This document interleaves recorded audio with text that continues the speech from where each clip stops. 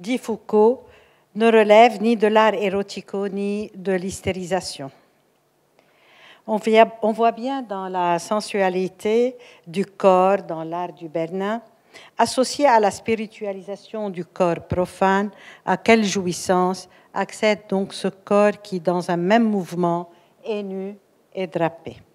Sur un autre versant, à quelle jouissance accède le corps mortifié. C'est ce que Rosine va essayer de nous dire. Bonsoir. Jouissance mystique. Vous n'avez qu'à aller regarder à Rome la statue du Bernin pour comprendre tout de suite qu'elle jouit. Ça ne fait pas de doute, écrivait Lacan dans Encore, parlant de Sainte Thérèse d'Avila. Si le Bernin savait déjà qu'entre cœur et sexe, il y a tout un abîme, de quelle extase ou jouissance mystique parlait-il alors? De quel état de corps s'agit-il au juste? Le Bernin voulait montrer l'extase de rejoindre le paradis, mais on a tort de croire qu'il s'agit seulement d'une figure de style imaginarisant la sophalique de l'amant. En effet, à côté de la jouissance mystique autre, il y a la jouissance phallique, celle de la mortification ou du surmoi punisseur. D'ailleurs, même si le jouir est un acte du corps, la jouissance dont on parle aujourd'hui est tout autre. C'est la jouissance d'un corps qui se tient au lieu de l'autre et qui concerne l'originaire. Voici le frère Jean, une ombre qui marche pieds nus dans la rue, habillé d'une bure grossière, toujours en état de pénitence, qui a pour domicile une grotte. En effet, la mystique est une façon singulière de faire du corps le lieu d'une énigme. Le corps est étrange à lui-même. C'est un autre en soi. L'autre qui habite le corps mène le mystique à devenir extérieur et étrange à soi. Michel de Certeau parle du corps folié, d'un dieu ou d'un autre qui s'empare du corps et en fait l'objet de sa jouissance. Le mystique subit alors la demande toute-puissante de ce grand autre, sans règles ni limites. Mais il faut signaler que ce grand autre n'est autre que le pseudo-autre, car, en fait, il n'est que le double de soi-même, qui exige, persécute et se réjouit des tourments du mystique.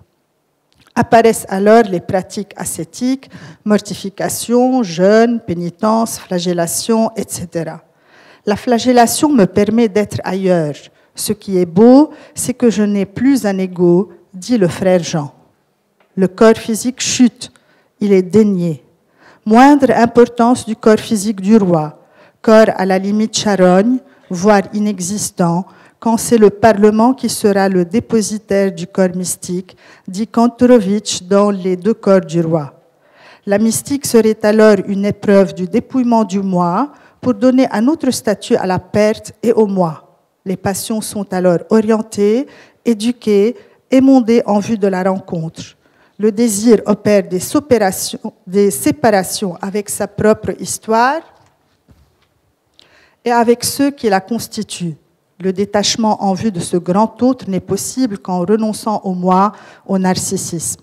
L'engagement est alors assumé par la quête de l'autre en vue d'approcher l'objet de désir. L'amour que le mystique a envers ce grand autre s'exprime par la communion en lui. Cet amour dont Lacan nous dit qu'il supplée à l'absence de rapport sexuel trouve son acmé dans l'union mystique. Ce n'est plus la passion émotionnelle ou enivrante, c'est l'entièreté d'un désir qui conduit à la négation de soi.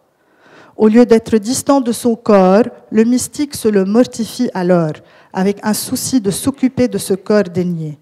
Dieu est aimé jusqu'à accepter la damnation. Le corps est mort.